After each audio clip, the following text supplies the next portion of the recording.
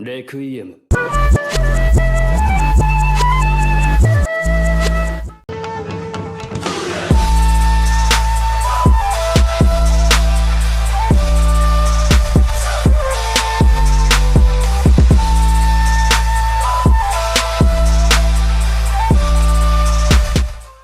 What's good, YouTube? It's your boy Show back with another video, and today we're back with another DreamSequel. It's been a minute since I did one of these. DreamSequel is basically a series where I take a game and I basically have to. If you guys want another sequel to it, because they're great games. Today I'm talking about Naruto, and a specific Naruto game, because I don't think honestly all Naruto games could come back today and it'll be great.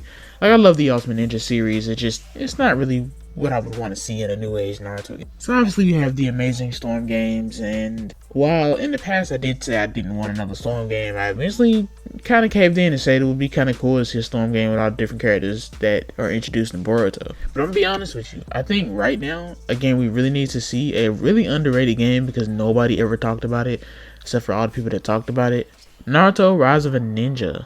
Nah, alright. I know what you're thinking. Why would he choose Naruto Rise of a Ninja? It already has a sequel. Yes, it has a sequel, which is Broken Bond. And I'm actually including both of the games in it because obviously Broken Bond is a sequel, and I'm also including Broken Bond with Rise of a Ninja, but today I'm gonna just refer to it as Rise of a Ninja. So this game was actually one of my favorite games. Now, when I originally was younger, I never owned an Xbox, and I thought it was cool how different systems had different games and such. I'm not actually sure if there was actually a PS3 exclusive game for Naruto.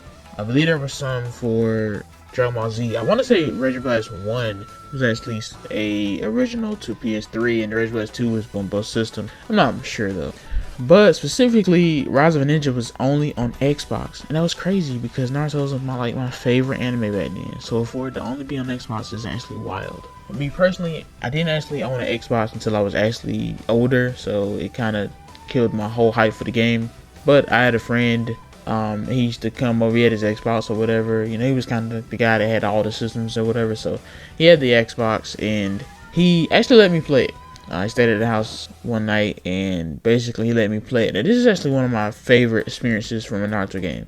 But maybe it's because it felt exotic to me, because I never got to actually play the game myself. You know, this is just kind of like me playing it a whole day, and it felt so crazy. I really like the implementation of like the different movements you got to do the jutsus. Honestly, playing it today, like playing it now, it feels very stupid. Back then it was feeling amazing because it just kind of gives you a little bit of interactiveness inside your game. Like, you had to be really good because you had to know how to do the combos off your head. So long story short, when I got older and got a job and got to be able to pay for stuff, I actually got an Xbox 360, and this Xbox 360, it was meant to actually be used to play a lot of different Xbox games, but specifically the one I really wanted to play. I woke up one day and I told my friend, I was like, hey, you remember Rise of a Ninja? You remember Rise of a Ninja and Broken Bond? Broken Bond was the one he let me play, actually. Broken Bond was like the one specifically he let me play. He had both of the games, but for him, he really loved the game, but the disc guy ended up getting scratched up or whatever. So he lent the disc to somebody else, and he ended up getting scratched up, and you know, Red Ring of Death and all the other Xbox problems back then. So I was talking to him. I was like, you remember Broken Bond and Rise of a Ninja? Weren't they crazy good games? And he was like, yeah, but you know, honestly, you know, you might be looking at it with rose-tinted glasses, because even though it's a good game, you know, it might not be as good as you remember. And even though I feel like the hand sign system is kind of crazy, I still kind of love it. It's kind of fun.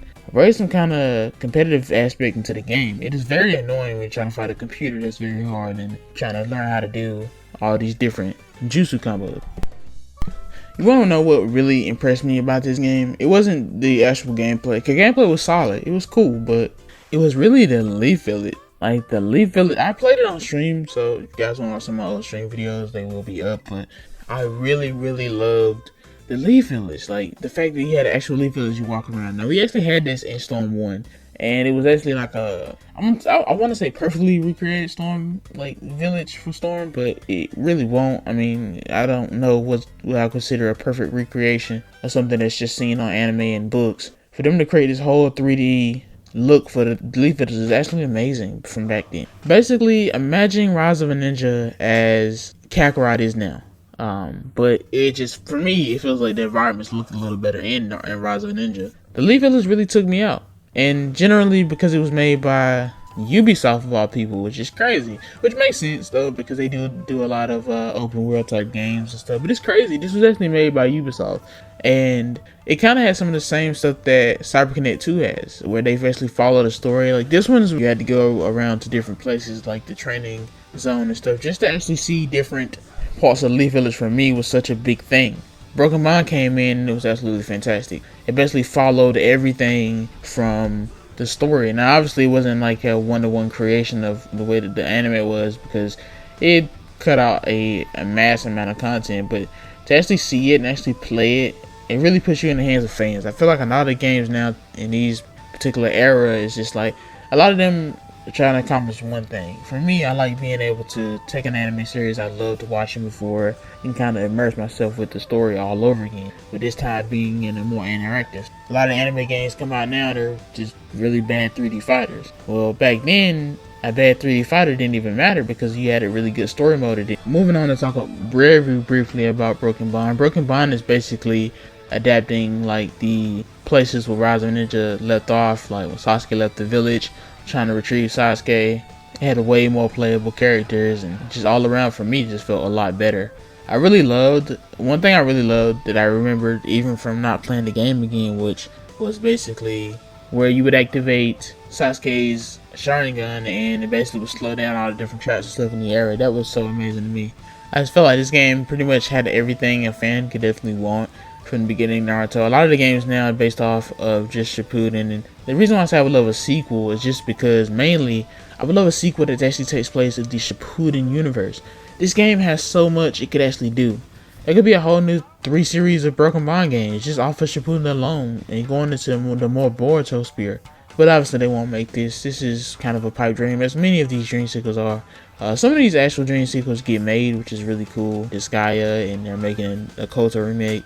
I gotta say, Broken Bond really improved on a lot of things that Rise of a Ninja lacked. But the reason why I say I want a sequel to Rise of a Ninja and Broken Bond, because I want a new game. Sort of like how Rise of a Ninja, set off that new game. The problem is that they stopped making these types of games specifically because Bandai Namco decided to actually make Storm multi-platformed, because I am just now remembering that Storm 1 was the exclusive to PlayStation 3, so very sad for Xbox users again. They didn't get to play Storm 1, even though Storm 2 is a really good game also. But once they started actually allowing Storm games on multi-consoles, they decided to pretty much end this line of games. I'm really just hoping that maybe somebody will make something like this, or that the Naruto franchise isn't really done with the single player type open world type gameplay. Hopefully they don't continue the route of Shinobi Strikers just to be their only line of games. With that being said, guys, please like, subscribe. I'll see you guys next video.